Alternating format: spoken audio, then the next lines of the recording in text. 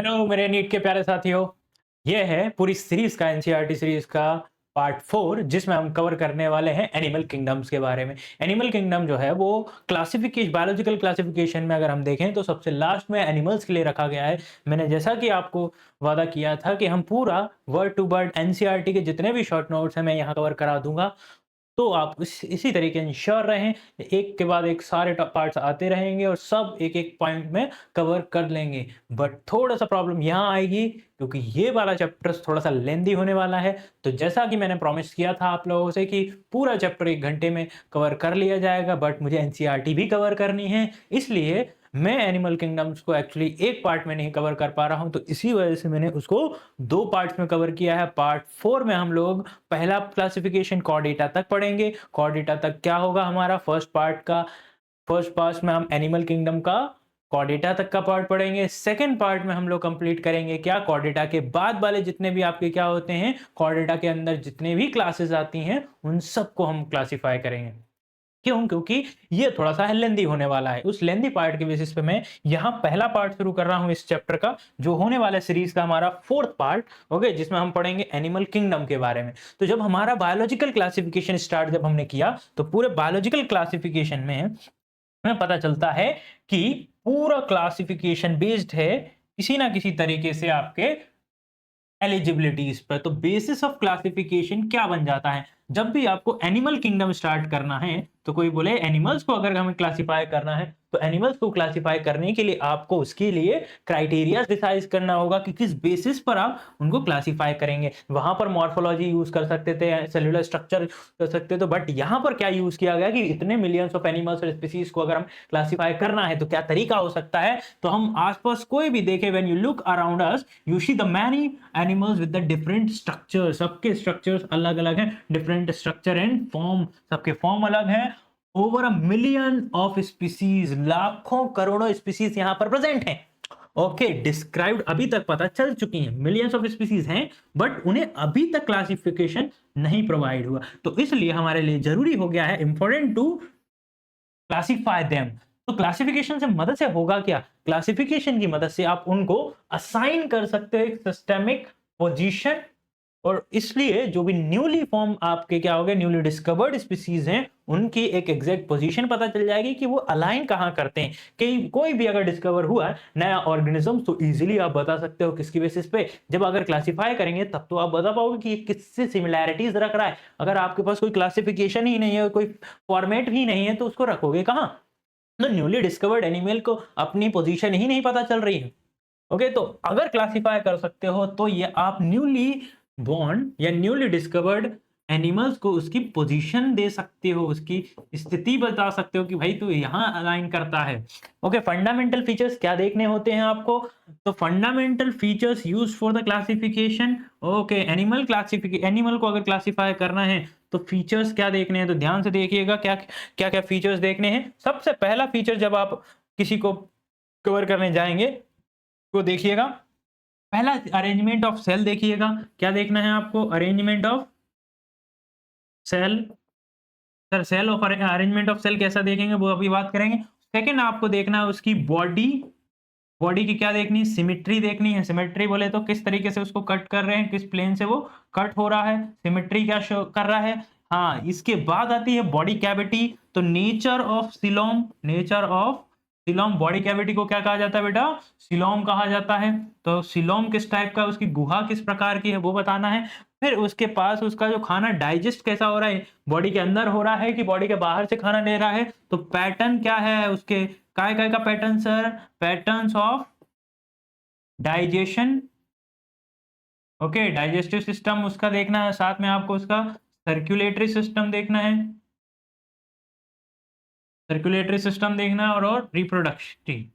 Okay, reproductive organs देख लेना है। तो आपको सिस्टम कौन कौन से देखना है, डाइजेस्टिव, सर्कुलेटरी और रिप्रोडक्टिव। डाइजेस्टिव सिस्टम देखिए, सर्कुलेटरी सिस्टम देखिए और रिप्रोडक्टिव सिस्टम देखिए। सिस्टम में तीन है, नेचर ऑफ सिलोम मतलब कैविटी कैसी है उसकी, बॉडी कैविटी कैसे यूज हो रहा है, सिमेट्री कौन से प्लेन से कट करने पर वो सिमेट्री शो कर रहा है, अरेंजमेंट ऑफ सेल किस टाइप की सेल ऑफ अरेंजमेंट है। ये हो गया बेसिस ऑफ क्लासिफिकेशन। ये सारे पॉइंट्स को हमारे लिए फर्स्ट पॉइंट ये इसमें कवर करेंगे। आपकी फर्स्ट पॉइंट क्या होगा, सेकंड पॉइंट क्या होगा, थर्ड पॉइंट क्या हो गया, फोर्थ पॉइंट ये 4 बेसिक पॉइंट्स हैं जिनके बेसिस पर एक आप एनिमल्स को क्लासिफाई कर सकते हैं। तो सारे पॉइंट्स अच्छे से कवर करिएगा।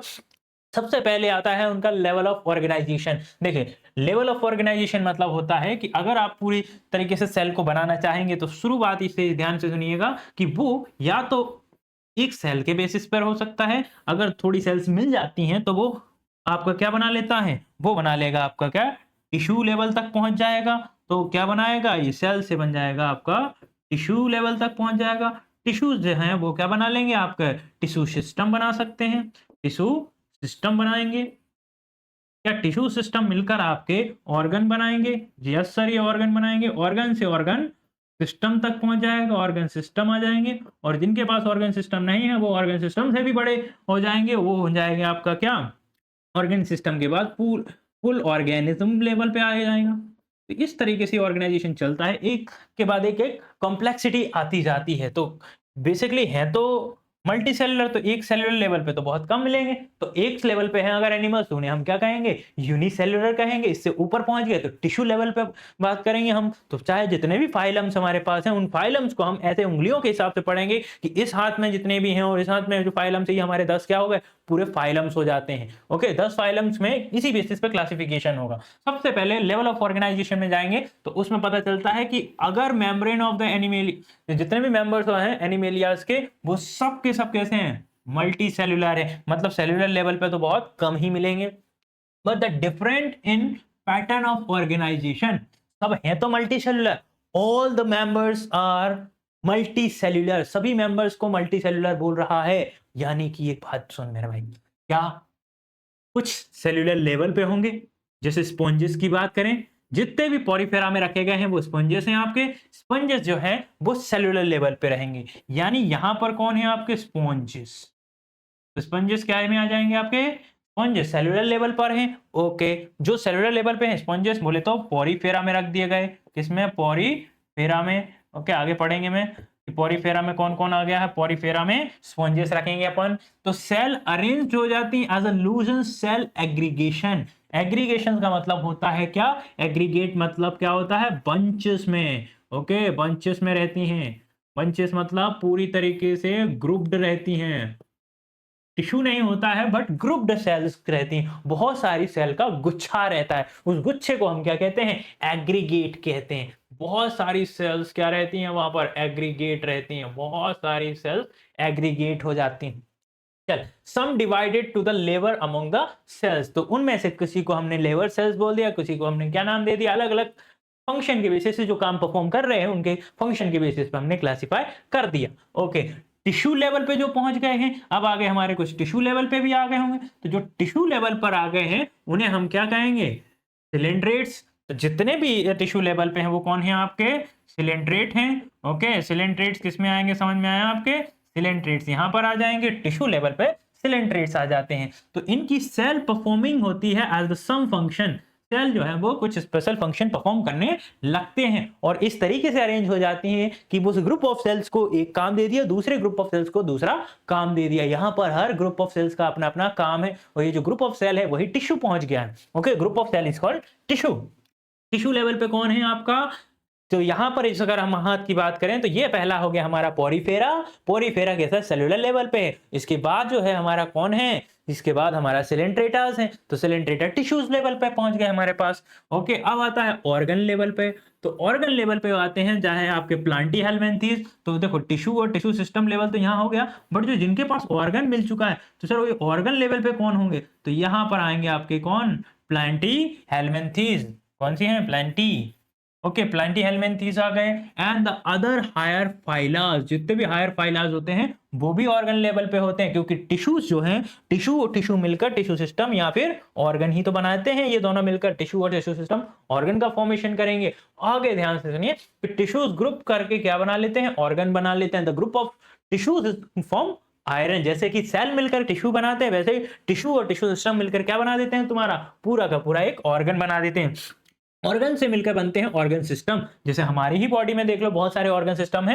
तो ऑर्गन सिस्टम्स किस किस में होते हैं, तो एनिलेट्स में होते हैं, आर्थ्रोपोडा में होते हैं, मोलस्का में होते हैं, इकाइनोडर्मेटा में होते हैं और कॉर्डिटास में। सबसे ज्यादा जो मिलेंगे ऑर्गेनिज्म वो हायर कैटेगरी के होंगे, और वो कौन से होंगे, ये मिलेंगे आपको किसके, ऑर्गन सिस्टम के। ऑर्गन सिस्टम में कौन सा होता है, एनेलिड्स, ओके, कौन होते हैं, आर्थ्रोपोड्स, कौन होते हैं, मोलस्कास, ओके, मोलस्का के बाद कौन आता है, इकाइनोडर्मेट्स, ओके, इकाइनोडर्मेट्स के बाद कौन आते हैं, कॉर्डेटास, ओके, कॉर्डेटास और नॉन कॉर्डेटास सब इसमें आ जाएंगे। ये सबके पास क्या होता है, ऑर्गन लेवल रहते हैं, ऑर्गन सिस्टम रहता है। जिस तरीके से हमारे पास अलग अलग ऑर्गेनिक सिस्टम है, जैसे चाहे आपका रिप्रोडक्टिव सिस्टम ले लो, उसमें कई ऑर्गन से ऑर्गेनिक सिस्टम है। हमारे पास कई सिस्टम्स है, कुछ सिस्टम्स की हम बेसिकली बात कर लेते हैं। जैसे कि मेरे पास डाइजेशन के लिए डाइजेस्टिव सिस्टम है, एक्सक्रीशन करने के लिए एक्सक्रीटरी सिस्टम है, वैसे ही रेस्पिरेशन के लिए रेस्पिरेटरी सिस्टम है, मेरे ब्लड सर्कुलेशन के लिए सर्कुलेटरी सिस्टम है, ओके।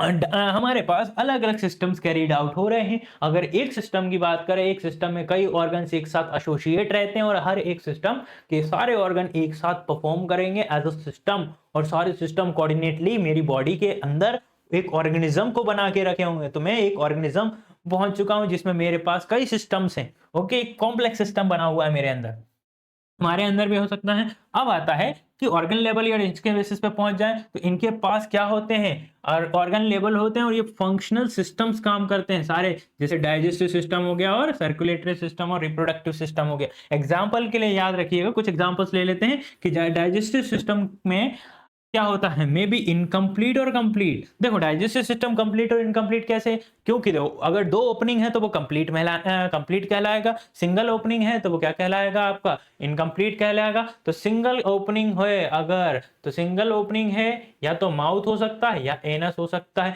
मतलब एक ही माउथ एक ही एनस। मतलब अगर जिसमें भी ओपनिंग एक है पूरी बॉडी में, मतलब एलिमेंट्री कैनाल की बात करें, एलिमेंट्री कैनाल में कितनी ओपनिंग है, केवल एक ओपनिंग है, वो भी कितनी सिंगल ओपनिंग वाले हो गए, वही मुंह वही क्या, anus, okay.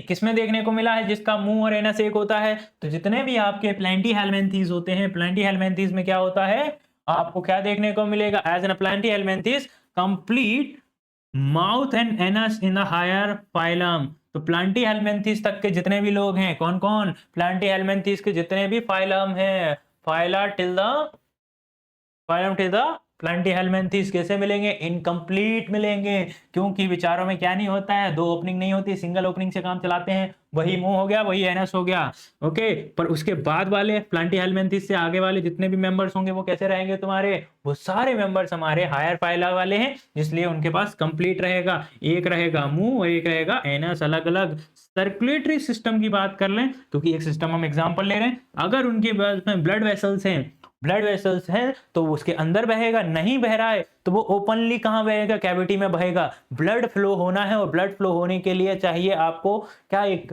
Blood vessels pipelines चाहिए, अगर नहीं है तो वो है ओपन सिस्टम, अगर ब्लड वेसल्स के अंदर फ्लो हो रहा है तो वो क्लोज्ड सिस्टम होगा।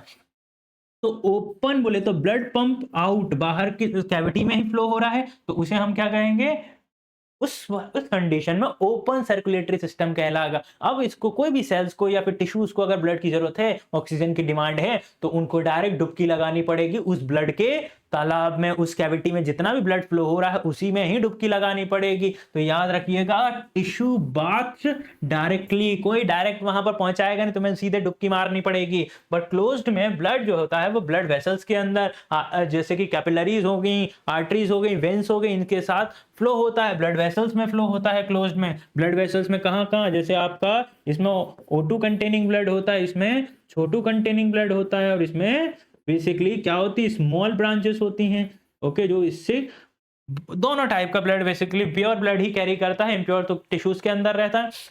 इस तरीके से पूरी बॉडीज में क्या करते हैं, अलग अलग सिस्टम्स का काम करते हैं। तो ऑर्गेनाइजेशन लेवल देखा, कोई टिश्यू लेवल पे है, कोई क्या है आपके ऑर्गन लेवल पे है। तो प्लांटी हेलमिंथीज के पहले वाले सारे प्लांटी हेलमिंथीज तक जितने भी हैं वो इनकम्प्लीट डाइजेशन वाले हैं, और उसके बाद वाले सारे जो है वो हायर फाइला वाले कंप्लीट डाइजेशन वाले हैं। अगर और सर्कुलेटरी सिस्टम की बात करें तो ओपन सर्कुलेटरी सिस्टम है, तो पंप में ब्लड फ्लो होगा, उसके बाद जितने भी आपके क्लोज सर्कुलेटरी सिस्टम वाले हैं उनके साथ ब्लड फ्लो नहीं होगा। किसके अंदर होगा, वो डायरेक्टली ब्लड फ्लो नहीं हो रहा है, यानी कि इसके लिए वेसल्स की जरूरत होगी, और वेसल्स में फ्लो होने वाला है। ओके, फिर आता है सेकंड जो बेसिस पर हम क्लासिफाई करते हैं। पहले तो हो गई उसका कितने लेवल पर क्या है कॉम्प्लेक्सिटी है। दूसरी आती है उसको हम डिवाइड जब करते हैं, काटने की बात करते हैं, सरफेस से किस पार्ट में कितने हिस्सों में डिवाइड होगा, उसे कहते हैं सिमेट्री। तो उस बेसिस पर हम जैसे क्लासिफाई करते हैं, पता चलता है कि अगर जो कहीं से ना कटे, किसी भी सरफेस में हम काटने की कोशिश करें, दो इक्वल हाफ्स में डिवाइड नहीं हो रहा है, तो ऐसी चीजों को हम क्या कहते हैं, एसिमेट्रिक कहते हैं। नो टू इक्वल प्लेन्स, या कोई भी सेंटर ऐसा नहीं मिल रहा है जहां से इक्वल पार्ट बनाए जा सके। तो जितने भी पॉरीफेरा के मेंबर्स होते हैं, पॉरीफेरा के मेंबर्स कौन सी हो गई, स्पॉन्जियसिस। तो ये जो पॉरीफेरा में है, कौन सी, पॉरीफेरा में, तो पॉरीफेरा वाले जो रहते हैं वो कैसे रहते हैं, वो रहते हैं asymmetric. Any planes through the centre does not divide into equal halves. मतलब एसिमेट्रिक को दो बराबर हिस्सों में नहीं बांट सकते आप, क्योंकि कोई सिमेट्री ही नहीं है, तो ये एसिमेट्रिक होंगे। तो रेडियल का मतलब होता है बेसिकली रेडियस। ओके, जिनको सेंटर से काटने पर, अगर कोई रेडियल सिमेट्रिक है तो कभी भी उसको अगर आप सेंटर से काटते हैं, ये रहा सेंटर, और अगर आप सेंटर से काटते हैं तो आपको, अगर सेंटर से काट रहे हैं तो इस हिसाब का ये वाला क्या हो गया आपका, एक हाफ हो गया, दूसरा हाफ ये हो गया। अगर आप इस हिसाब से काट रहे थे सामने से, तो ये हाफ हो गया आपका फर्स्ट हाफ, और ये हो गया आपका सेकेंड हाफ। तो कहीं से भी अगर सेंटर से काटते हैं तो दो इक्वल हाफ बन जाते हैं। तो ऐसी चीजों को हम क्या कहते हैं, रेडियली सिमेट्रिक। ओके, तो रेडियल सिमेट्री मतलब ऐसा कोई plane through the centre axis से डिवाइड किया जाए तो टू इक्वल हाफ बना देते हैं। तो कौन कौन होते हैं आपके, सिलेंट्रेट्स होते हैं। कौन कौन होते हैं, सिलेंट्रेट्स। सारे सिलेंट्रेट्स जो होते हैं वो कैसे रहते हैं आपके, सिलेंट्रेट्स हुआ, टेनोफोर्स हुआ, एडल्ट इकाइनोडर्मेट। याद रखिएगा, एडल्ट इकाइनोडर्मेट्स की बात हो रही है। ओके, एडल्ट इकाइनोडर्मेट्स कैसे होते हैं आपके, एडल्ट इकाइनोडर्मेट्स होते हैं आपके कौन से, रेडियल सिमेट्रिक। बाकी सब कैसे होते हैं, bilateral symmetric. Okay, bilateral symmetry की बात करें, the body can be divided into the right and left half in only one plane. Bilateral भले ही है, बाइलेटरल का मतलब यानी कि दो प्लेन नहीं, केवल एक प्लेन रहेगा। बाइलेटरल में कितने प्लेन रहेंगे, एक प्लेन ही, एक ही कोई जगह होगी जहां से डिवाइड करूं तो ही दो इक्वल पार्ट होंगी, और एक जो बनेगा वो कौन सा होगा, लेफ्ट पार्ट होगा। ओके, और एक होगा राइट हाफ, लेफ्ट हाफ और राइट हाफ, लेफ्ट और राइट बनेंगे। तो कौन कौन हो सकते हैं बाइलेटरल में, बाइलेटरल में है एनिलिड्स, आर्थ्रोपोडास और कॉर्डेटास। तो फटाफट हमारे पास एसिमेट्रिक के बारे में बात करो। एसिमेट्रिक में कौन आते हैं, केवल पॉरीफेरा। कौन, पॉरीफेरा। पॉरीफेरा अकेला किस में आ रहा है हमारे पास, एसिमेट्रिक में आ रहा है। पॉरीफेरा के बाद क्या है हमारे पास, रेडियल सिमेट्रिक के लिख दो। रेडियल सिमेट्रिक में कौन है भाई साहब, फटाफट बोलो। रेडियल सिमेट्रिक में आ रहे हैं आपके कौन, सिलेंट्रेट। ओके, सिलेंट्रेट के बराबर कौन आ रहा है, सिलेंट्रेट के बराबर आपका टीनोफोरा। टीनोफोरा के बाद कौन आ रहे हैं आपके, एडल्ट, एडल्ट इकाइनो, इकाइनो। और फिर आ गए आपके पास कौन से, बाइलेटरल सिमेट्रिक। बाइलेटरल सिमेट्रिक में तुम्हारे पास कौन कौन है, बाइलेटरल सिमेट्रिक में तुम्हारे पास है एनिलिड्स, एनिलिडास। एनिलिडा के अलावा कौन है, आर्थ्रोपोडास, आर्थ्रोपोडास, कॉर्डेटास। ओके, मोलस्कास, ईटीसी। ओके, याद रखोगे, ये सब आपके पास इकाइनो। तो इकाइनोडर्मेटा का किसकी बात हो रही है, इकाइनोडर्मेटास की जो यंग वंस होते हैं, शुरुआत वाले रहते हैं, वो कैसे रहते हैं, बाइलेटरल सिमेट्रिक होते हैं। बाद में ये काफी पूछा जा सकता है क्वेश्चन, क्योंकि ऐसे ही क्वेश्चंस आपके क्या होते हैं, इस टाइप के ही क्वेश्चंस नीट वालों को पसंद होते हैं, क्योंकि उनका काम ही है बच्चों को कंफ्यूज करना। तो इस तरीके के क्वेश्चंस में ही वो आपको फंसाते हैं। ओके, यहाँ आ जाइएगा, फटाफट आगे पढ़ें।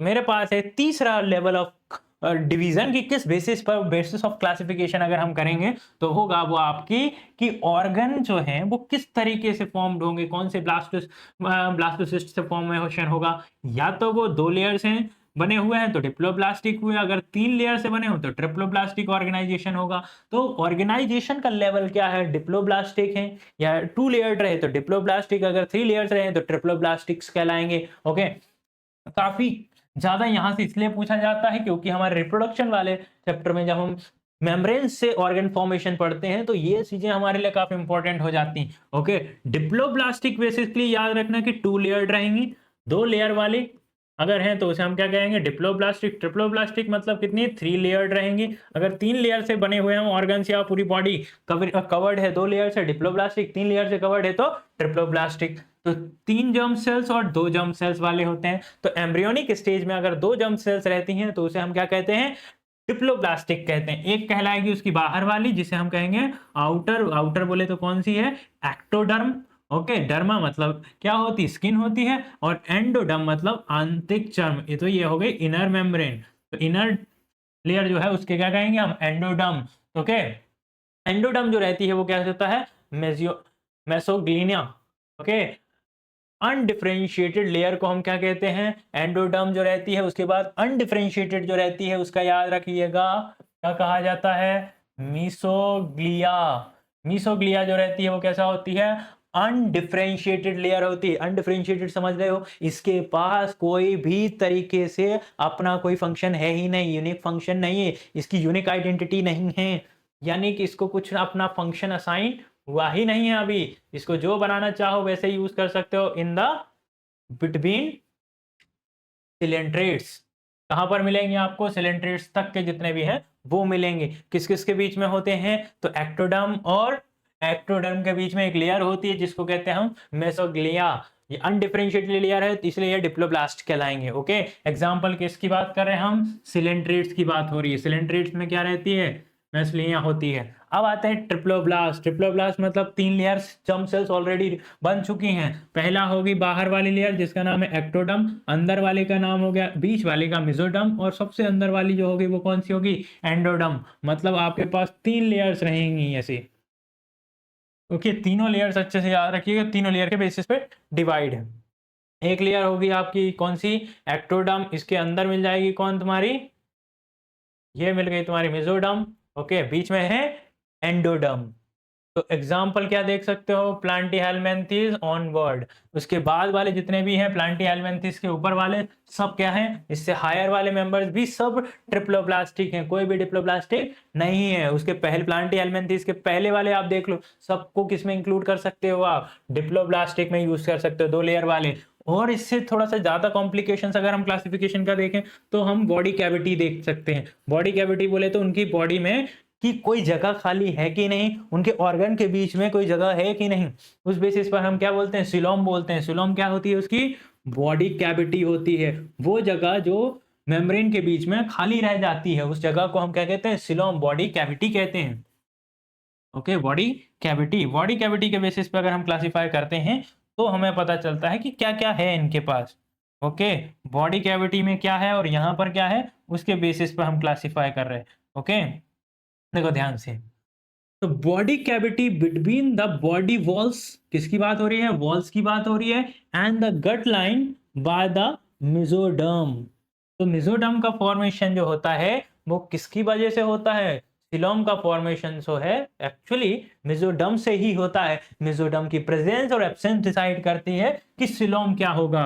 ओके, तो ये बॉडी कैविटी होती है किसके बीच में, सिलोम जो कब भी पूछा जाए तो सिलोम किसके बीच में बनता है, तो वो बनता है बॉडी वॉल के और गट लाइन के बीच में। किस किस के बीच में, सिलोम हमेशा रहता है बॉडी वॉल और गट लाइन के बीच में रहेगा आपका। ओके, तो सिलोमेट जितने भी हैं जिनके पास बॉडी कैविटी है उन्हें कहेंगे सिलोमेट। ओके, जिनके पास क्या है, बॉडी कैविटी है, उन्हें कहा जाएगा क्या, सिलोमेट। पूरा परफेक्टली बॉडी कैविटी होगी। तो जिसके पास ट्रू सिलोम होते हैं, जिनके पास क्या प्रेजेंट है, ट्रू सिलोम प्रेजेंट है, लाइन रहता है किसके बीच में, बाय द मेसोडर्म्स।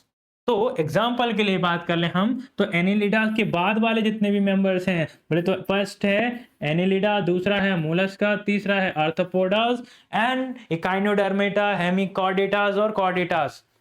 इन सब में क्या होता है, सिलोमेट होते हैं। इनके सबके पास देखो ये सिंपल सा याद है कि एनिलिडा के ऊपर वाले जितने भी मेंबर्स हैं, एनिलिडा के ऊपर वाले सारे हायर मेंबर्स, ये वाला हाथ सब कैसे हैं, ऐसे याद रख, ए के बाद वाले ये वाला हाथ क्या हमारा पूरा हायर मेंबर है, आर्थ्रोपोडास के पहले, आर्थ्रोपोडास के पहले वाला सारे मेंबर्स इसी में आ जाएंगे तुम्हारे। तो ये सब कैसे हैं, सब के सब सिलोमेट हैं। इनमें कुछ होंगे जो सिलोमेट होंगे, कुछ एसिलोमेट होंगे, कुछ सूडोसिलोमेट होंगे।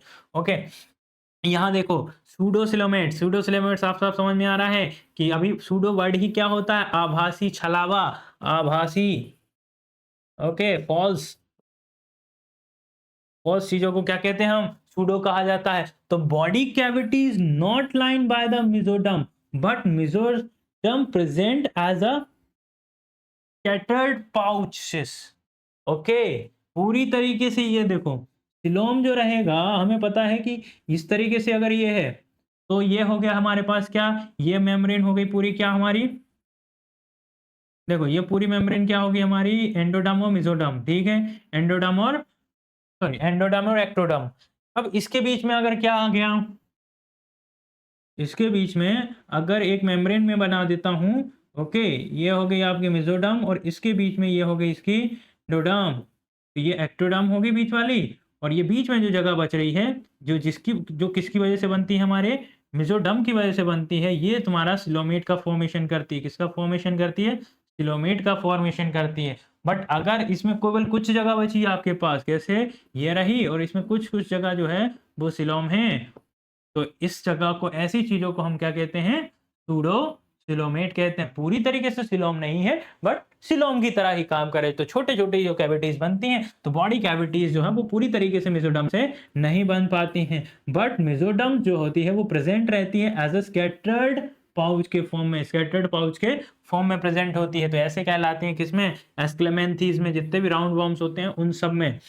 देखो जैसे ही प्लांटी एल्मेंथीज आते हैं, उसके बाद हमारे पास कौन आ जाता है, एस्क्लेमेंथीज आ सकते हैं। ओके, अब आते हैं एसिलोमेट, मतलब नो बॉडी कैविटीज प्रेजेंट होती है, इनके पास कोई बॉडी कैविटी होती ही नहीं है, बीच में कोई भी खाली जगह बचती नहीं है, मतलब नो बॉडी कैविटीज प्रेजेंट, बेचारों के पास कोई बॉडी कैविटी है ही नहीं, मतलब दोनों मेम्ब्रेन चिपकी रहेंगी, मेसोडर्म एब्सेंट रहेगी, यहाँ पर आपका किसी भी टाइप का कोई भी पार्ट डिवीजन नहीं हुआ है। ओके, तो कौन कौन से बॉडी कैविटी वाले सिलोमेट में हैं, तो सिलोमेट में कौन कौन है, सबसे पहले सिलोमेट की बात करते हैं। ओके, सिलोमेट्स की बात हो जाए, चलिए सिलोमेट्स में कौन कौन आ जाते हैं आपके, सिलोमेट्स में आ जाते हैं आपके वो सारे ऑर्गन जो कहाँ से शुरू हुए हैं आपके, एनिलिडा से, एनिलिडा से लेकर आपके कहाँ तक, कॉर्डेटा तक, बेचारे सारे जो है वो क्या होंगे, अपने सिलोमेट होंगे। दूसरे कौन से हैं, ये है हमारे सूडो सिलोमेट, कौन से हैं, सूडो, सूडो सिलोमेट में कौन कौन से हैं, एस्क्लेमेंथीज अकेला है, कौन सा है, एस्क्लेमेंथीज। ओके, तीसरा है हमारे पास कौन सा, एसिलोमेट। ओके, एसिलोमेट में क्या है, एसिलोम में कौन कौन है, केवल Plantae Helminthes. Okay, Plantae Helminthes, देखो याद रखो, प्लांटी हेलमेंथीज में एक भी नहीं है, शुरुआत से अगर बात करें प्लांटी हेलमेंथीज में कुछ भी नहीं है, एसिलोमेट है। उसके बाद वाला बोला कि हमको थोड़ा सा लेने दो, तो इसके बाद वाला कौन आ गया, आपका आ गया एस्क्लेमेंथीज, तो उसने बोला कि मुझे आधा आधा थोड़ा बहुत रहने दो, तो वो क्या बना लिया उसने, सूडोसिलोमेट बना। उसके बाद हमारे पास कौन आ गया, अर्थोपोडाज आ गया, एनिलिडाज आ गया, कॉर्डेटा, नॉन कॉर्डेटा, हेमिकॉर्डेटा, इन सब में क्या है, सिलोम है, तो ये क्या हो गया, सिलोमेट हो गया, गाइनोडर्मेटा हो गया, सबके पास सिलोम है, इसलिए ये सिलोमेट्स कहलाएंगे। चल आगे देखें, तो ये था हमारे 4 बेसिस क्लासिफिकेशन। क्या कोई और तरीका है इनको क्लासिफाई करने के, तो हम 5 बेसिस पे क्लासिफाई करते थे। ओके, यहाँ आ जाओ वापस, सेगमेंटेड बॉडी के बेसिस पे बात करें। सेगमेंटेड बॉडी का मतलब होता है अगर किसी की बॉडी छोटे छोटे कंपार्टमेंट में बट नहीं होती है, क्या में डिवाइड होती है, कंपार्टमेंट्स में। ओके, छोटे छोटे हिस्सों में बटी होती है। देखो जैसे ये हिस्सा पहला हो गया, दूसरा हिस्सा, तीसरा हिस्सा, चौथा हिस्सा, ऐसे छोटे छोटे कंपार्टमेंट में, पर यहाँ पर अपन मुंह बना देते हैं इनका। ओके, ये मुंह बना दिया, ये बना दी आंखें। ओके, ऐसे ऐसे सेगमेंटेड बॉडी रहेगी इसकी, अलग अलग हिस्सों में, डब्बों में अगर बनी होती है पूरी बॉडी। ओके, तो ये हो गई सेगमेंटेड बॉडी। अगर नहीं है सेगमेंटेड, देखो सेगमेंटेड बॉडी के बेसिस पे द एक्सटर्नली और internally divided into a segments, ये दिखाई दे रहा है, इंटरनली या एक्सटर्नली डिवाइडेड होते हैं।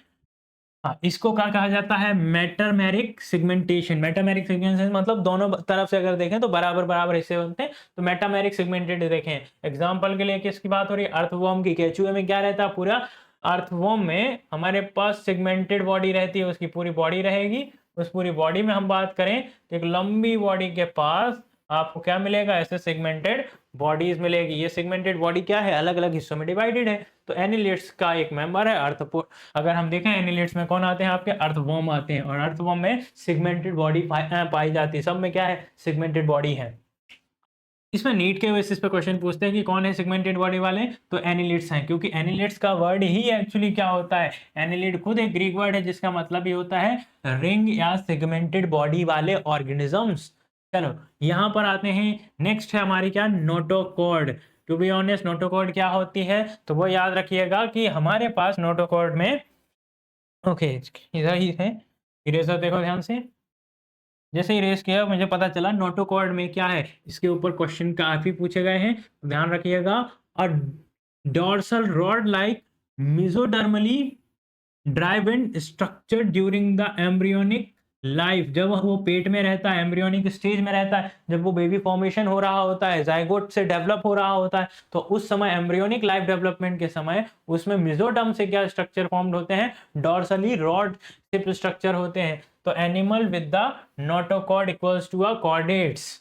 ओके, कॉर्डेट्स याद रखना कि उसी समय मेसोडर्म से क्या होती है, एक बोन से बनी हुई स्ट्रक्चर फॉर्म होती है जो उसकी पूरी बॉडी को संभाले रखती है। सर ऐसी कुछ याद आ रही है आपको? हाँ भाई, आपकी वर्टिबल कॉलम की बात हो रही है, आपकी रीढ़ की हड्डी की बात हो रही है। ये जो पूरी रीढ़ की हड्डी है वो किस में आती है, आपके नोटोकॉर्ड कहलाती है। ये नोटोकॉर्ड का फॉर्मेशन किससे होता है, एम्ब्रियोनिक डेवलपमेंट के समय आपके मेसोडर्म से होता है। किससे होता है, मेसोडर्म से, अंदर वाली। तो जो भी एनिमल्स के पास नोटोकॉर्ड्स हैं उन्हें हम काय में रखते हैं, कॉर्डेट्स में रखते हैं। और नॉन कॉर्डेट्स वो होती जिनकी पूरी तरीके से नहीं होती नोटोकॉर्ड। नॉन कॉर्डेट्स कौन में आते हैं, पॉरीफेरा से लेकर तेरे नॉन कॉर्डेट्स कहां तक आते हैं, इकाइनोडर्मेट्स तक आते हैं। कहां तक, इकाइनोडर्मेट्स, पॉरीफेरा से इकाइनोडर्मेट्स तक के जो मेंबर्स हैं वो सब किस में आ जाते हैं, तुम्हारे नॉन कॉर्डेट्स में आ जाते हैं। और कॉर्डेटा तो एक अलग से फाइलम है ये हमारा। ओके, ये सबसे डेवलप्ड फाइलम है हमारा। ओके, सबसे डेवलप फाइलम क्यों, क्योंकि इसमें में हम हैं, और अगर हम हैं तो हमारी तो तारीफ करनी ही पड़ेगी, क्योंकि हम क्या है, सबसे ज्यादा डेवलप्ड फाइलम में माने जाते हैं। ओके, फाइलम के अंदर भी क्लासेस हम आगे बढ़ेंगे, बट सबसे डेवलप तो हम ही हैं। तो बोन्स का समझ में आया कि बोन हो चाहे स्केलेटन हो, आपके स्केलेटन कैसे बना हुआ है। ओके, बाकी क्लासिफिकेशन का जो अभी हमने देखा वो क्या था, केवल एलिजिबिलिटी क्राइटेरियाज थे। अब हमने इसको पूरे एनिमल किंगडम्स को डिवाइड किया है इन्हीं 6 तरीकों के बेसिस पे। मतलब हर एक फाइलम में मुझे 6 चीजें देखनी है। ओके, उसका बॉडी लेवल ऑफ ऑर्गेनाइजेशन देखना है, और उसकी बेसिकली क्या देखनी है, लेयर्स कितनी है, उनका न्यूट्रिशंस क्या होगा, उसका हैबिटेट तो देखना ही है। बाकी मेन मुझे ये 6 चीजें मुझे याद रखनी पड़ेंगी। अगर मुझे ये चीज जो हमने अभी तक कवर की वो 6 चीजें मुझे अभी तक मिल गई हैं। तो ये 6 चीजों में अगर मैं बात करूं तो पहली चीज हो गई हमारे बेसिस ऑफ क्लासिफिकेशन में ये सारी चीजें। देखो फटाफट देखिएगा, पहला हो गया लेवल ऑफ ऑर्गेनाइजेशन हो गया। लेवल ऑफ ऑर्गेनाइजेशन के बाद हम क्या शुरू करेंगे, लेवल ऑफ ऑर्गेनाइजेशन हो गई, सिमेट्री हो गई, सिमेट्री के बाद हमारे पास क्या हो गया, डिप्लोब्लास्ट या ट्रिप्लोब्लास्टिक लेयर्स हो गई, सिलोम हो गया, सिलोमेटिक स्ट्रक्चर हो गया। देन उसके बाद सिमेट्री ऑफ, बेसिकली कट कर रहे तो कहां से सिमेट्री होगी। देन उसके बाद सेगमेंटेड बॉडी के बाद हमारे पास नोटोकॉर्ड आ गया। नोटोकॉर्ड के बाद हम सारे पूरे एनिमल किंगडम्स को क्लासिफाई कर रहे हैं। तो पूरे फीचर्स को अगर मैं क्लासिफाई करता हूं तो broad classification of animal kingdom, पूरे एनिमल किंगडम को जब मैं ब्रॉडली अच्छे से डिटेल में क्लासिफाई करता हूं उनके फीचर्स के बेसिस पर, तो हमारे पास क्या है, एक पूरा का पूरा 10 फाइलम का एक ग्रुप बन जाता है। क्या बन जाता है, 10 फाइलम का एक ग्रुप। उसमें से जो फर्स्ट फाइलम जो हम स्टार्ट करते हैं वो होता है तुम्हारा पॉरीफेरा। पॉरीफेरा को हम क्या कहते हैं, स्पंजेस कहते हैं। पॉरीफेरा जो है वो पहला फाइलम है, इनिशियल फाइलम है। इसका पॉरीफेरा एक ग्रीक वर्ड है जो कहां से आया था, पोरस का मतलब ही पॉरीफेरा है। यहाँ ये वर्ड आया पोरस से। इनकी बॉडी पर इतने छेद थे, इतने छेद थे, इसीलिए इनका नाम ही क्या रख दिया गया, पॉरीफेरा। सिंपल है, नाम याद रखना। बॉडी पता चल गई तुम्हें कि कैसी बॉडी होगी। ओके, पूरी बॉडी पे क्या होंगे, छेद ही छेद होंगे। मतलब एक बात पता चल गई, इनके पास छेद इतने हैं तो क्या एलिमेंट्री कैनल, क्या मुंह, क्या एनस, सब एक जैसा ही है। सारे ही तो पॉइंट है यार, कहां पर ही है। तो कॉमन नेम अगर हम देखें तो इनका कॉमन नेम क्या है, स्पॉन्जेस है।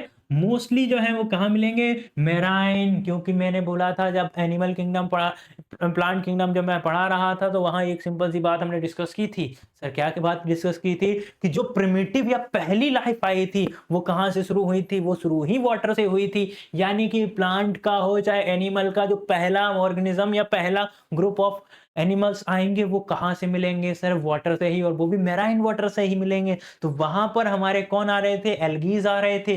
यहां पर कौन आ रहे हैं, यहां पर स्पॉन्जेस आ रहे हैं। स्पॉन्जेस बेसिकली आपको डीप ओशंस में मेराइन वाटर में मिलेंगे। ओके, मोस्टली जो है वो एसिमेट्रिक है, क्योंकि इनकी बॉडी कहीं से भी कट करने पे मिलती ही नहीं। तो आप साइकोन को ही ले लो, कहीं से आप कट ही नहीं कर सकते बेचारों को। ओके, आपके पास क्या स्पंजेस बॉडी है क्या, ये देखो कुछ ऐसे ही आपको मिल जाएंगे, आप कहीं से भी कैसे भी स्ट्रक्चर में प्रेजेंट है ये तो। अब मैं इनको कैसे डिवाइड करूँ? कहाँ से डिवाइड करूँ 2 हिस्सों में? बताओ, यहाँ से डिवाइड करूँ क्या? क्या मैं इधर से डिवाइड करूँ क्या इसको? कहाँ से? नहीं पता चल रहा है। इसीलिए ये कैसे होगा? स्पॉन्जेस जो है वो मोस्टली एसिमेट्रिक होते हैं। कैसे होंगे ये? एसिमेट्रिक। अभी मैंने बोला सबसे पहले थे तो प्रिमिटिव मल्टीसेल्युलर ऑर्गेनिज्म है। सबसे पुराने, सबसे प्रिमिटिव हैं और याद रखिए कि सेलों का एग्रीगेशन होता है, इसीलिए ये सेलुलर लेवल पर रहते हैं। सेलुलर लेवल ऑफ ऑर्गेनाइजेशन शुरुआत वाले हैं तो सेलों का बस गुच्छा है और कुछ नहीं है ये, और जिनमें बहुत सारे छेद हैं। क्या है? बहुत सारे छेद। इनके पास पानी अंदर ट्रांसपोर्ट करना है। वाटर ट्रांसपोर्टेशन के लिए क्या होता है? कैनाल सिस्टम होता है। कैनाल सिस्टम कुछ नहीं, बॉडी में छेद ही इतने हैं कि उसको कैनाल बोलने लग गए ये लोग। ओके, क्या बात हो रही है कि ऑस्टिया होता है। कैनाल सिस्टम का नाम क्या है? देखिए, ऑस्टिया होते हैं। ऑस्टिया मतलब समझते हो? देखो, अभी कुछ देर मैंने बोला था, कुछ देर पहले आपको, ऑस्टिया बोले तो छोटे छोटे छेद। ऑस्टिया मतलब छोटे छोटे छेद। इन्हीं छेदों से क्या बन गया? इसका कैनाल सिस्टम बन गया। तो ये क्या करते हैं? स्पोंजियोकोल्स बनाते हैं। सेंट्रल कैविटी जो रहती है स्पोंजियोकोल्स कहलाती है। ये दिखाई दे रही है इसकी सेंट्रल कैविटी, ये हो गई स्पोंजियोकोल्स। ये उसका मुंह हो गया। ओके, यहां से एग्जिट करेगा, इसका नाम क्या हो गया? ऑस्कुलम। ऑस्कुलम क्या हो गया? इसका एग्जिट पॉइंट हो गया। एग्जिट पॉइंट क्या हो गया? ऑस्कुलम। एक तरीके से ऑस्कुलम ना बोलकर तुम इसको एनस बोल दो ना, तो गंदा शब्द हो जाएगा। नहीं नहीं, एनएस ही है एक तरीके का, बट इसमें एलिमेंट्री कैनाल जैसा कुछ पार्ट नहीं है। ओके, क्योंकि यहाँ से पानी निकलने के लिए होता है, वाटर ट्रांसपोर्ट के लिए होता है, तो इसको एनएस ना बोलकर तुम आपका पेनिस बोल दो ना यार। ओके, सिर्फ फीमेल में तो वेजाइना बोलना पड़ेगा, तो सर ऑस्कुलम ही ठीक है ना। ओके, चलिए इधर देखिए फंक्शन क्या होता है इन सब का। फंक्शन याद रखनी है कि इससे फूड गैदरिंग का काम हो रहा है, मतलब मुंह नहीं है तो यही इसी पानी के साथ में खाना आएगा। ओके, फूड गैदर होगा इन मिनट पोर्स का। ओके, रेस्पिरेशन भी इसी से होता है। ओके, वेस्ट रिमूवल भी इसी से होता है। मतलब सबका सब कुछ जो है वो पोर्स से ही करना है, मतलब खाना भी उसी से खाना है, मतलब फूड भी वहीं से लेना है। ओके, दूसरा देख ध्यान से, फूड गैदर करना है। दूसरा क्या है? सांस भी वहीं से लेना है, रेस्पिरेशन भी वही कराएगा, और वेस्ट मतलब एक्सक्रीशन भी कोई वही करेगा, वेस्ट रिमूवल भी वही करने वाला। तो तीनों काम तो वही करा रहा है। यही तो मेन 3 काम थे, वही सब वही करा रहा है। तो क्या बताओ, अब आएगा हमारे कौन सी?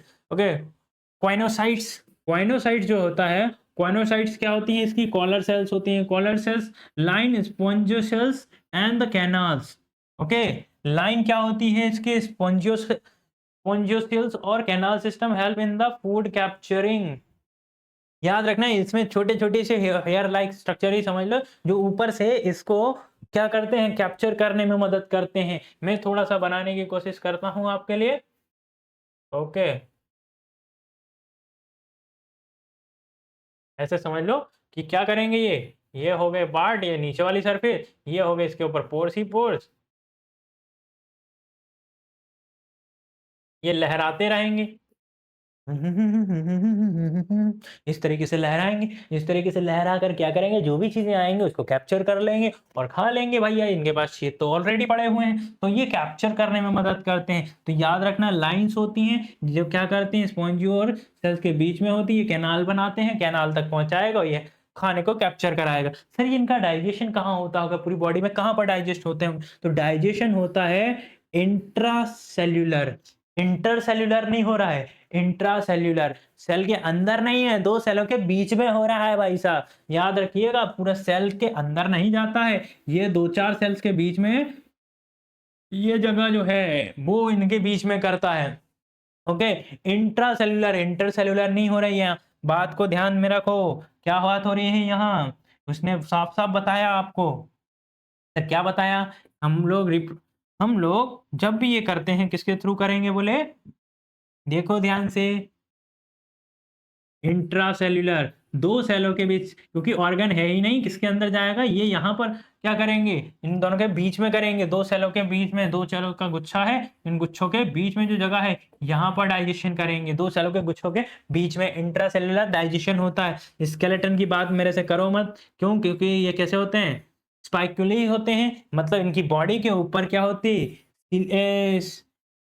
सीलियस और कैल्सिनस क्या होती है? और स्पोंजिन फाइबर्स की लेयर होती है। कौन कौन सी लेयर्स हैं? सिलिका की लेयर है, ओके, और क्या है, कैल्सियस लेयर है और स्पंज की लेयर है। मतलब CaCO3 की लेयर भी हो सकती है, आपकी सिलिका भी हो सकती है, ओके, और कहा क्या हो सकता है, साथ में इसके पास स्पॉन्जिन फाइबर्स हो सकते हैं। कौन से फाइबर्स होते हैं, स्पॉन्जिन फाइबर्स होते हैं। स्केलेटन के लिए एंडोस्केलेटन नहीं मिलेगा, बाहर से ही जो भी है वो करेंगे। क्या होता है इसके, स्पाइकुल्स होते हैं, स्पाइकुल्स रहते हैं। अब इनकी बात करें जो मेल और फीमेल में अगर हम डिफरेंशिएट करना चाहें तो इसका मेल फीमेल कैसा होता है, तो सिंपल से याद रखना, सेक्सेस आर नॉट सेपरेट, कोई भी सेक्सेस सेपरेट नहीं होते हैं। सेक्सेस सेपरेट नहीं है मतलब मेल और फीमेल में कोई भी मतलब नहीं हो सकता। तो पॉलीफेरा है जब जिनके पास सेल, सिंपल सी बात याद रखो यार, सेलुलर लेवल पे है, ऑर्गन ही नहीं बने तो मेल कौन सा ऑर्गन, फीमेल ऑर्गन कैसा, सेक्सेस सेपरेट ही नहीं होंगे। ओके, इन्हें क्या कहा जाता है, हर्मे हर्मेफ्रोडाइट्स क्या कहलाएंगे, जिनके सेक्सेस सेपरेट नहीं होते हैं उन्हें कहते हैं हम हर्मेफ्रोडाइट्स। मतलब same individuals produces the egg and sperm, मतलब एक ही चीज है, वही फादर वही मदर वही स्पर्म बनाएगा वही ओवम बनाएगा, एक ही जैसे होंगे, मतलब उनमें सेपरेटेड नहीं रहेंगे। मतलब जिसको अच्छा लगे स्पर्म बना दो, जिसको अच्छा लगे उसमें कोई, किसी को भी मम्मी बोल देगा, किसी को भी पापा बोल देगा उसके बच्चे। ओके, रिप्रोडक्शन कौन से टाइप का करेगा, तो रिप्रोडक्शन जो होगा वो एसेक्सुअल बाय द फ्रेगमेंटेशन होगा। एसेक्सुअल रिप्रोडक्शन हो रहा है तो वो किसके थ्रू, फ्रेगमेंटेशन के थ्रू हो रहा होगा। और अगर सेक्सुअल रिप्रोडक्शन हो रहा है तो सेक्सुअल रिप्रोडक्शन के लिए पहले तो क्या करेगा, गैमेट प्रोड्यूस, पूरा प्रोसेस है, गैमेट प्रोड्यूस होंगे, गैमेट फिर क्या होंगे, इंटरनली फर्टिलाइजेशन होगा। इंटरनल फर्टिलाइजेशन इसलिए क्योंकि पानी के अंदर अगर गलती से चला गया तो बह के उधर इधर कहीं पर भी जा सकता है, तो इंटरनल फर्टिलाइजेशन होता है। यानी शुरुआत ही कहां से हो रही है भाई, इंटरनल फर्टिलाइजेशन से हुई है, मतलब मुहूर्त ही अंदर से हुआ है। पर डेवलपमेंट होगा वो कैसा रहेगा, indirect with the larva, indirect with the larva stage. बाद में इसको क्या होगा, इनडायरेक्टली लार्वा बनेगा, फिर वो मॉर्फोलॉजिकली कैसे डेवलप होगा, इनके अंदर क्या चलेगा, morphologically different from the adults. शुरुआत में जो इसका लार्वा रहेगा वो बिल्कुल भी अपने किससे मैच नहीं करेगा, अपने एडल्ट से मैच करता ही नहीं है। आप लोग मेंढक को ही देख लो, मेंढक शुरुआत में मछली जैसा दिखता है इनिशियल स्टेज पर जैसे जैसे डेवलप होता है, मेटामॉर्फोसिस से गुजरता है, वो क्या से दिखने लगता है, मेंढक टेडपोल आपका अलग दिखने लगता है। तो यही चीज तो बात कर रहा है वो, कि इनडायरेक्टली लार्वा स्टेज में रहता है, मॉर्फोलॉजिकली कैसा बनता है, अपना एडल्ट से सिमिलैरिटी शो करने लगता है जैसे एडल्ट हो जाता है। ओके, एग्जांपल्स अगर हम देखें तो मैंने एनसीईआरटी बुक से उठाकर देखें तो सबसे पहला क्या है, साइकोन है उसमें। ओके, साइकोन का दूसरा नाम क्या है, साइफेयर। ओके, स्पॉन्जिला है, स्पॉन्ज फैमिली का है तो स्पॉन्जिला है। हाँ, स्पॉन्जिला में याद रखना है कि अभी तक हमने बात की ये सब कुछ एक्वाटिक थे, सारे के सारे एक्वाटिक। स्पॉन्जिला एक अकेला है एनसीईआरटी में, ये बात याद रखना है कि ये काफी इंपॉर्टेंट हो जाता है आपके लिए। क्यों, क्योंकि इन्होंने बोला है कि ये कैसा रहता है, फ्रेश वाटर स्पॉन्ज है। कौन सा स्पॉन्ज है, फ्रेश वाटर है, स्पॉन्जिला। इसने भाई आप जिले में अपना नाम कर लिया क्योंकि ये फ्रेश हो गया है, फ्रेश वाटर में मिलने लग गया है। ओके, देखो उसके बाद क्या है आपका एस्पोंजिया। यूएसपॉन्जिया जो है ये क्या कहलाता है भैया, यूरोप से घूम कर आया और नहा धोकर आया। यूरोप के लोग थोड़े से कम नहाते होंगे क्योंकि बेचारों के पास पानी कम रहता है, इसीलिए इन्हें क्या कहा गया, बॉथ स्पंज। कौन सा sponge, both sponges. Okay, example याद हो गए। इजीली अगर याद रखना हो तो हम स्टॉक एक्सचेंज कहाँ करते हैं, एसएसई में करते हैं, बीएसई और एसएससी में, साइकॉन स्पॉन्जिला और ई फोर एस्पोंजिया। ओके, इससे याद रखिएगा इसका नाम यूरोप स्पॉन्जिया, क्यों, क्योंकि ये लोग नहाते कम है इसलिए ये हो गया बाथ स्पॉन्ज। ओके, स्पॉन्जिला जिले में नाम तब होगा जब तुम फ्रेशली प्रिपेयर्ड करोगे नई चीजें, इसका स्पॉन्जिला क्यों नाम हो गया। ओके, इसको अगर आप याद रखो, स्पॉन्ज गीला। ओके, गीला से याद रखना है आपको कि फ्रेश वाटर में गीला हुआ है। और सिंपली हमारे पास साइकॉन जो है वो साइकॉन तो क्या होगा, मैराइन वाटर में ही मिलेगा। ओके, फोकस करने वाले कौन कौन से पॉइंट्स हैं, तो इनका लेवल ऑर्गेनाइजेशन कैसा है, सेलुलर लेवल पे है। कैनाल सिस्टम है इनमें, कैनाल सिस्टम को क्या नाम दिया है, ऑस्टिया नाम दिया है। ऑस्टिया की वजह से ये क्या हो गए, स्पॉन्जियोसोल्स हो गए। और इसे हम क्या कहेंगे, ऑस्कुलम कहेंगे। ऑस्कुलम समझ में आया क्या होता है हमारा, ऑस्कुलम इसका एग्जिट पॉइंट होता है। कौन सा पॉइंट होता है बेटे, एग्जिट पॉइंट ऑस्कुलम है। ओके, क्वानोसाइट्स याद आ रहा है, क्वानोसाइट्स क्या होते हैं, सबको पता है क्वानोसाइट्स क्या होंगे इसके। तो क्वानोसाइट्स की बात करें तो इनकी कॉलर सेल्स होंगी जो किसके लिए मदद करेंगी? फूड गैदरिंग के लिए, फूड गैदर करने के लिए, फूड को कैप्चर करने के लिए। क्वानोसाइट्स खाना पकड़ने के लिए, पकड़ने की मदद करेगा। स्केलेटन जो होती है वो कैसा होगा? कैल्सिनस और कैसे काय का बना होगा? स्पॉन्जिन्स का बना होगा, स्पॉन्जिन्स का बना रहता है। और काय काय से बना होता है? स्पाइकुलस कहते हैं।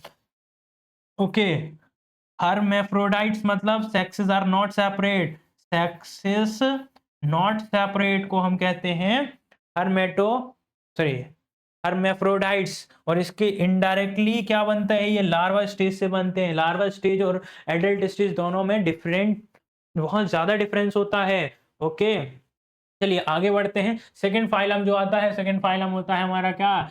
सिलेंट्रेटा। सिलेंट्रेटा को दूसरा नाम निडेरिया भी कहा जाता है। और सुने निडेरिया, निडेरिया वर्ड याद रखिएगा कि नीट में काफी पूछे जाने वाले क्वेश्चन इसमें से आएंगे।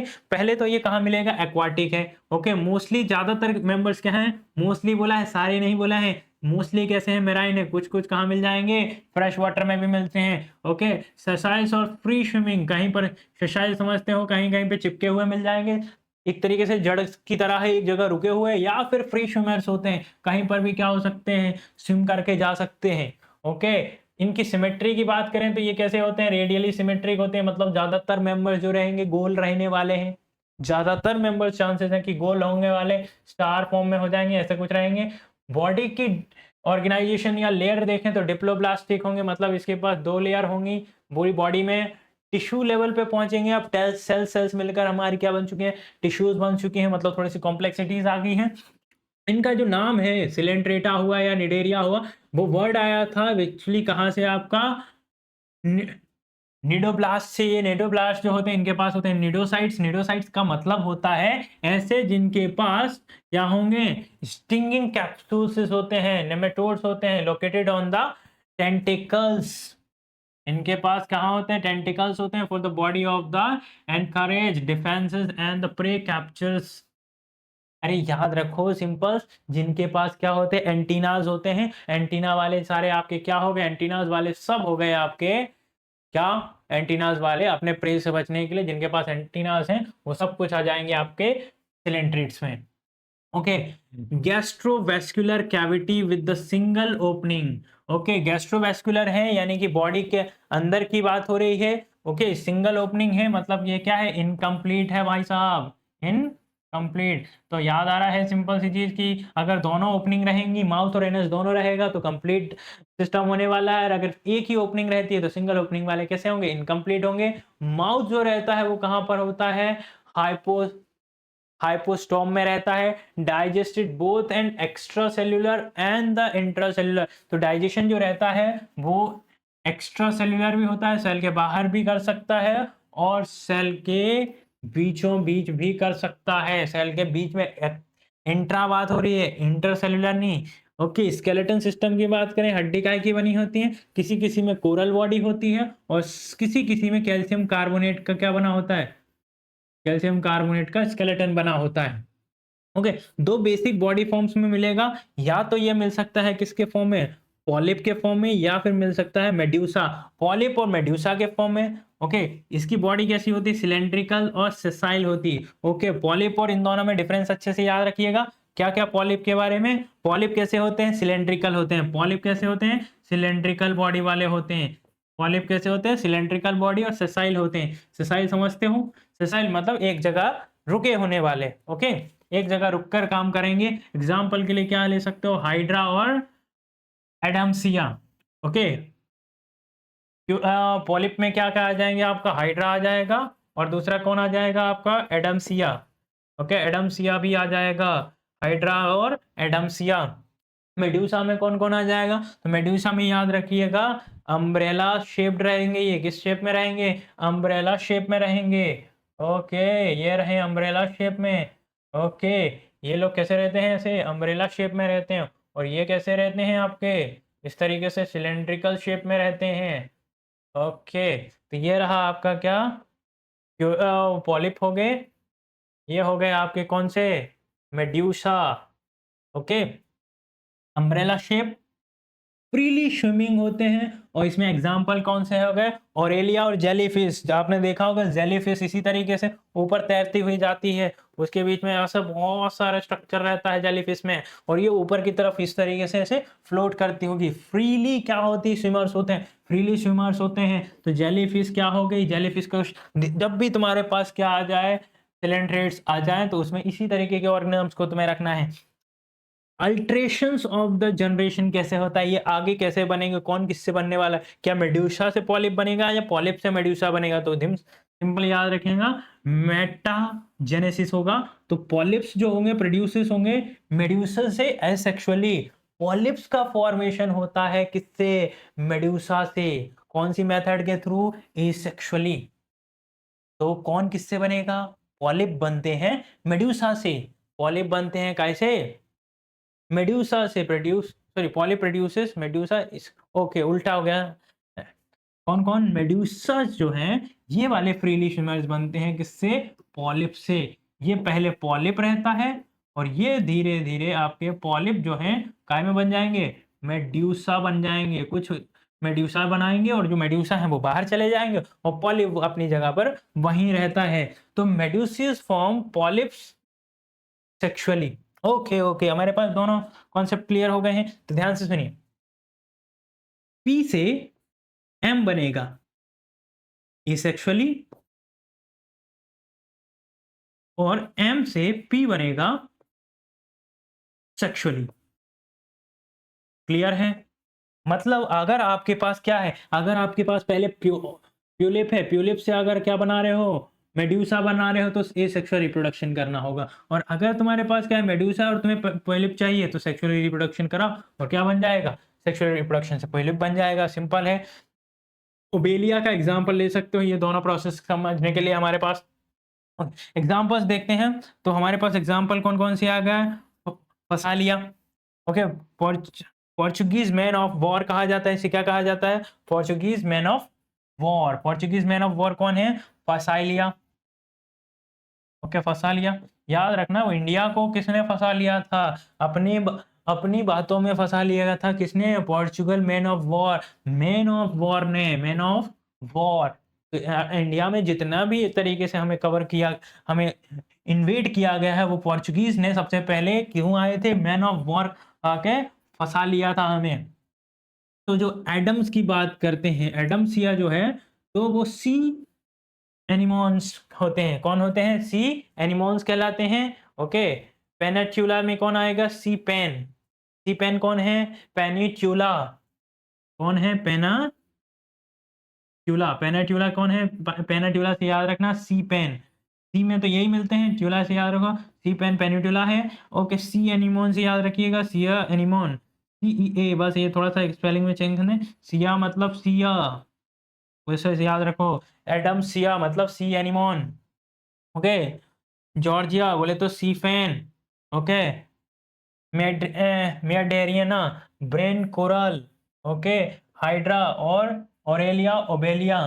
हाइड्रा हो गया, ऑरेलिया हो गया, ओबेलिया हो गया, ये तो कॉमन से। और सबकी ये जो नाम है ये कई बार आपको कंफ्यूज कर सकते हैं, तो याद रखिएगा, होप आम। होप आम मतलब पहला हाइड्रा, ओबेलिया और Physalia, of A for Aurelia, Adamsia, और एम फॉर मेडेरियना। नीट में कौन इस सारे टॉपिक से इसका क्या कवर करना है, तो याद रखिएगा, जितने भी सिलेंट्रेट्स या नेमेटोड्स होते हैं वो दो पार्ट्स में बटे होते हैं, एक होता है पॉलिप और एक होता है मेड्यूसा। मेड्यूसा में की बात करें, इनके पास होती है क्या, गैस्ट्रोवेस्कुलर कैविटी। गैस्ट्रोवेस्कुलर कैविटी मतलब आधा पार्ट, एक ही क्या होंगे इसके पास ओपनिंग होती है, इनकम्प्लीट बॉडी रहती है। ओके, मेटाजेनेसिस करते हैं ये आपस में, पी से एन बन जाते हैं, पी से क्या बनते हैं, एन, पी से एम बनते हैं और एम से पी बनते हैं।